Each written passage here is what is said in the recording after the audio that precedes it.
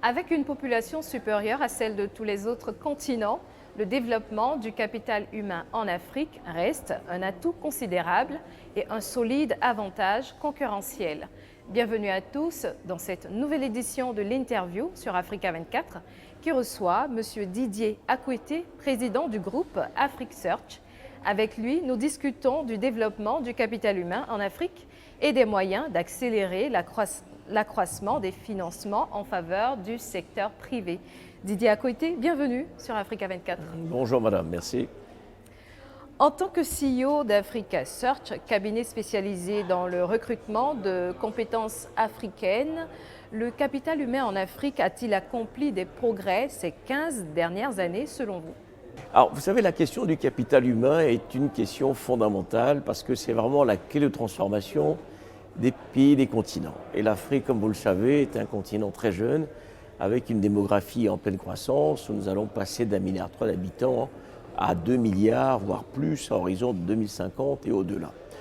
Et donc aujourd'hui, on voit bien que quantitativement, nous avons un capital humain qui est un atout, mais qui qualitativement nous pose des gros défis. Pour la simple raison que ce capital humain aujourd'hui n'est pas suffisamment formé. Et vous parlez des 15 dernières années, en fait ça remonte encore plus loin depuis les plans d'ajustement structurel. Nous n'avons pas réussi à corriger le déficit qualitatif de notre capital humain en termes de formation. Et en plus, ces 15 dernières années, avec la révolution technologique, la révolution du numérique, l'évolution des métiers, nous avons besoin d'un capital humain mieux outillé, mieux formé, mieux adapté aux exigences du moment, aux transformations économiques du moment.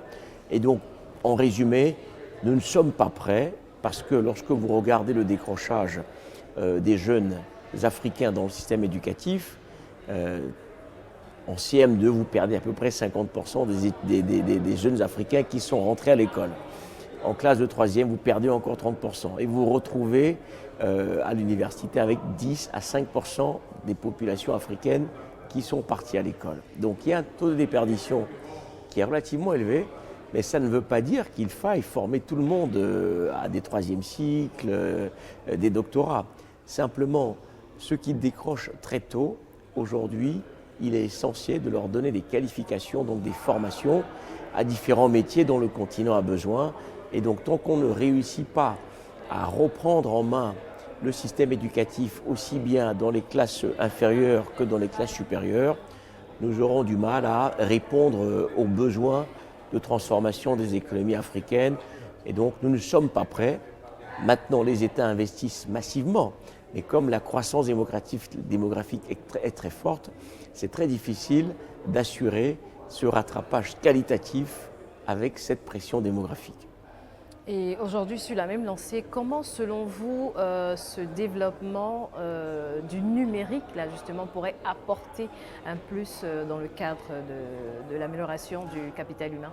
Alors, le numérique est une opportunité, effectivement, que ce soit pour des populations déjà très bien formées, mais qui ont besoin de nouvelles connaissances au quotidien. Aujourd'hui, le digital est une réponse. Mais aussi pour les populations qui n'étaient pas bien formées jusqu'à présent. Prenons par exemple des populations de mécaniciens, d'électriciens, d'électromécaniciens.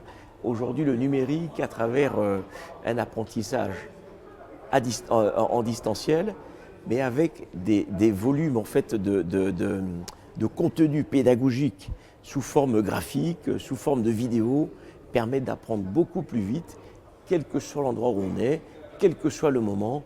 Et donc le digital est vraiment une opportunité pour l'Afrique et pour le monde de manière générale qui révolutionne les techniques d'apprentissage et la facilité d'accès au savoir-faire. Et donc c'est vraiment une opportunité qu'il faut absolument amplifier parce que pour revenir à la première question, c'est que on ne pourra jamais construire le nombre suffisant de salles de classe pour les jeunes Africains qui vont naître chaque année sur le continent. Les moyens à mettre en place vont être colossaux et les États n'ont pas ces moyens. Et donc, effectivement, le digital, le numérique constituent des réponses à cette problématique. Et concernant les PME, quel est cet apport-là? Vous êtes également le promoteur de Africa SME, forum qui s'est tenu il y a quelque temps à Abidjan, Côte d'Ivoire.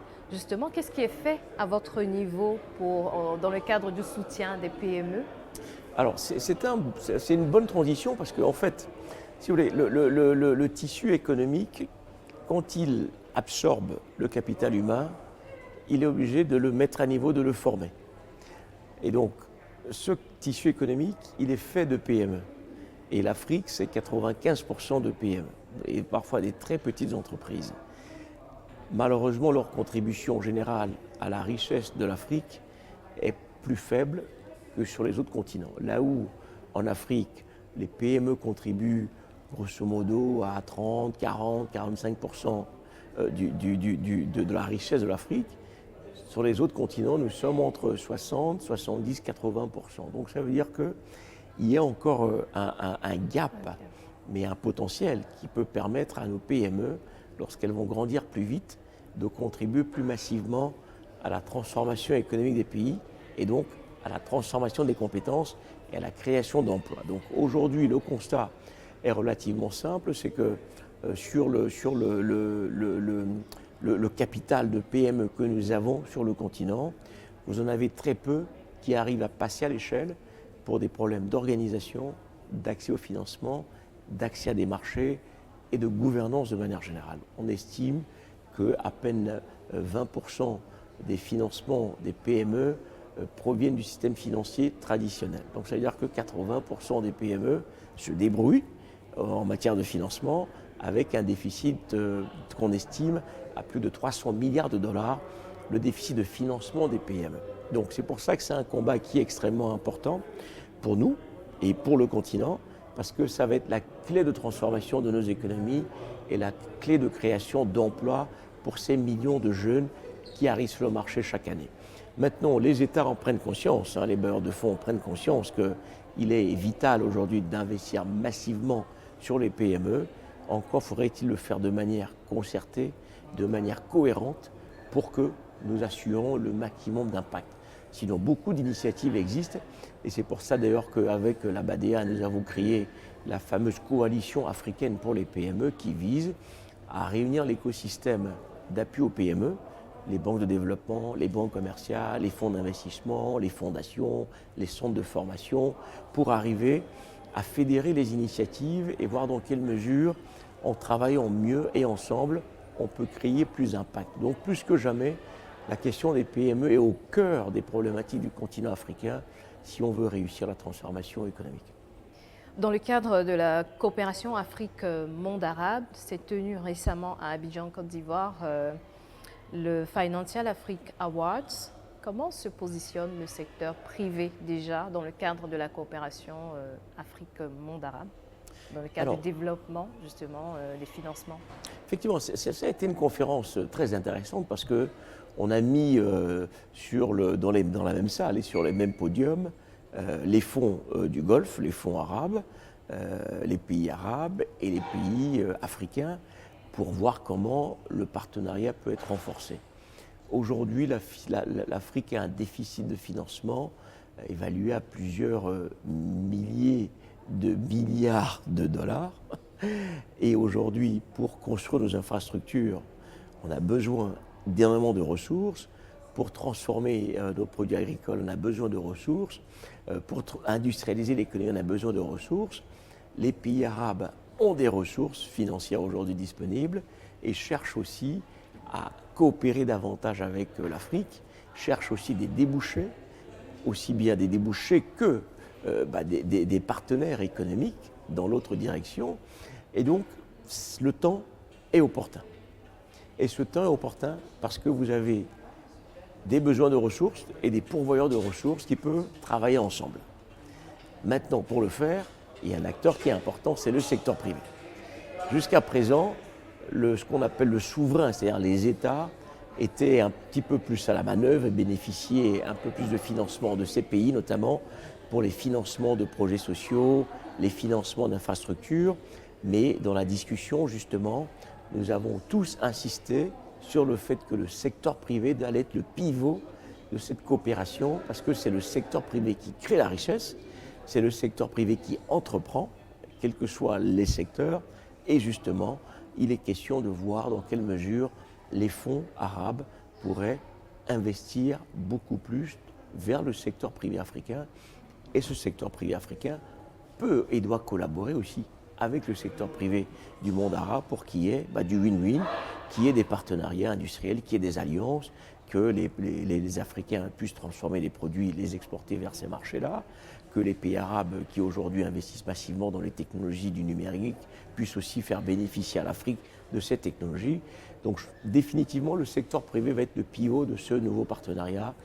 Et c'est pour ça aussi que les champions africains qu'on voit émerger doivent être à la manœuvre pour accélérer ce partenariat. J'allais justement vous relancer sur cette dernière partie. Pensez-vous, est-ce que selon vous aujourd'hui, le secteur privé peut véritablement résoudre ce gap ou répondre à ce gap? Alors, nous avons plusieurs secteurs privés effectivement en Afrique. Et tout à l'heure, j'évoquais le fait que 95% de notre secteur privé sont des PME, mais c'est des TPE, c'est des très petites entreprises. Et donc, pour favoriser l'émergence de ces industriels africains, de ces champions africains, il y a lieu d'avoir des politiques structurelles qui favorisent l'émergence, la croissance de nos PME, qui vont passer de 1 million de dollars à 10 millions de dollars, à 50 millions de dollars, à 100 millions de dollars de chiffre d'affaires, à 1 milliard de dollars de chiffre d'affaires. Et ça, c'est tout le défi de la croissance. Mais ça veut dire que nos PME aussi, en matière de gouvernance, doivent faire mieux, en matière de stratégie, doivent faire mieux, en matière de capital humain, pour pouvoir attirer ces ressources.